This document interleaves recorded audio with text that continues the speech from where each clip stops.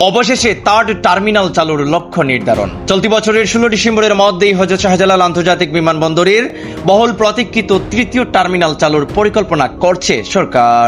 হযরত শাহজালাল আন্তর্জাতিক বিমানবন্দরের third terminal আগামী 16 ডিসেম্বর চালুর লক্ষ্য নিয়ে এগুচ্ছে সরকার। মঙ্গলবার বিকেলে press institute of Bangladesh PIB আয়োজিত এভিয়েশন সাংবাদিকতা বিষয়ক প্রশিক্ষণ কর্মশালার উদ্বোধনী অনুষ্ঠানে এ তথ্য জানান বেসামরিক বিমান পরিবহন ও পর্যটন মন্ত্রী আফরুজা খানম রিতা।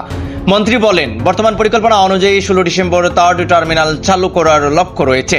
থার্ড টার্মিনালটি আগের সরকারের সময়ে নেয়ার প্রকল্প হলেও বর্তমান বিমানবন্দরের সক্ষমতা সীমিত হওয়ায় এর প্রয়োজনীয়তা রয়েছে বলে জানান তিনি। বহুল প্রতীক্ষিত এই টার্মিনাল চালু হলে হযরত শাহজালাল আন্তর্জাতিক বিমানবন্দরে যাত্রী সেবা ও বিমানবন্দর পরিচালনার সক্ষমতা বাড়বে বলে আশা করা হচ্ছে। এখন 16 ডিসেম্বরের লক্ষ্যে টার্মিনালটি চালুর প্রস্তুতি সামনে সবচেয়ে গুরুত্বপূর্ণ।